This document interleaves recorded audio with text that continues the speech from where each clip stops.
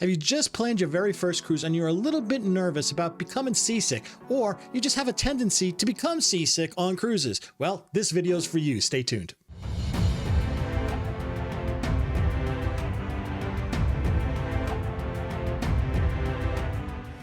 Hi everyone, Rob from Seekers, and today we're going to talk about becoming seasick on a cruise.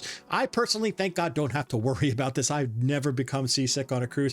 Thank God for small favors. But my wife did struggle with this a little bit, but she doesn't worry about it anymore. I'm going to give you all the tips that we've learned to help subside and kind of tamp down all the problems that seasickness can, basically cause if you don't do certain things. This will give you all the tools you will need to try to have the best cruise possible, your very first cruise, or if you just kind of struggle with cruise seasickness as well, this video is just for you. But before we get into all the information, I want to thank each and every one of those folks who have become a member of this Cruise Seekers community. Thank you so much for doing it. It's so appreciated by us. And if you have not become a member just yet, or you're new here, think about subscribing. Turn that notification bell on. It is so appreciated by us. It does help us grow this community, and we would love to have you folks here. And while you're down there, hit that like button. It really does help that YouTube algorithm. It does help other people find this channel, and it does help create a growing community. So thank you for doing that as well. Alrighty, with that out of the way, we're now going to talk everything about seasickness, how to kind of mitigate your chances of getting seasick from the very get-go, what you need to do in case you do feel a little bit woozy on the ship, little things, tips, and tricks. So without further ado, let's get into the meat of this video.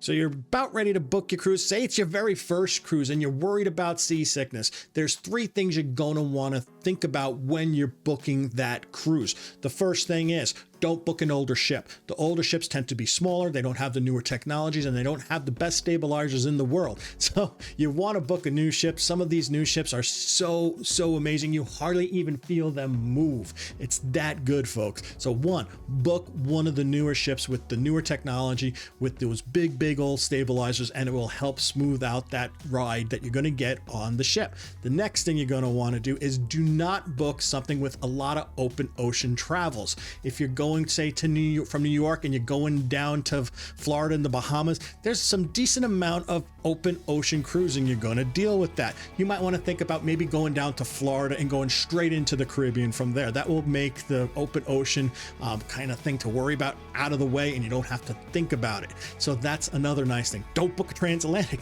Lots of open ocean there. That's a definite thing if you're a little bit nervous, and especially if it's your very first cruise. I know those transatlantic prices are very enticing, but you know what? If it's your first cruise and you're worried about seasickness, think about not necessarily doing that. And finally, think about booking a balcony cabin. If you book an inside cabin, you're not going to have any kind of sight lines to help kind of get your eyes understanding exactly how the ship is moving. That is very helpful when you're feeling a little woozy, to be able to see the horizon. So you're going to want to book a balcony cabin because you also want to be able to get some fresh air.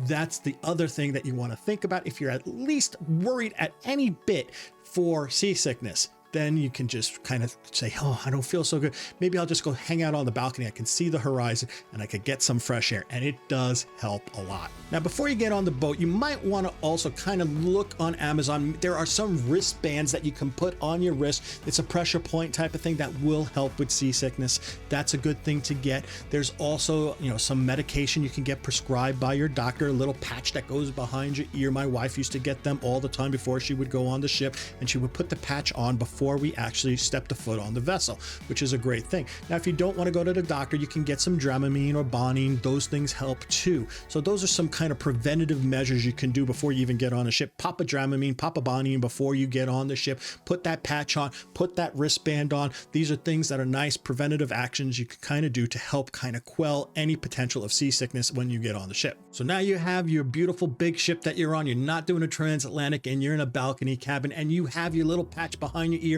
as well as a wristband. You feel, I'm good, I'm covered, but you still feel a little bit woozy, a little bit seasick. What are you going to do? Well, I recommend eating small meals, nothing big. Small meals consistently. Always have your stomach going. Kind of feels counterintuitive, but definitely do this. Eat small meals throughout the day, kind of keep that stomach going. Also, ginger ale is very, very good. And there's also candies with ginger in there, ginger drops or ginger hard candies. You can suck on those too. Ginger does help your stomach as well. And a final little food remedy, a little homeopathic type of thing, is green apples. I don't know what it is with green apples, but it does help with seasickness. I think it's so fibrous, it keeps that stomach kind of, working and working. And I think that's what's happening here.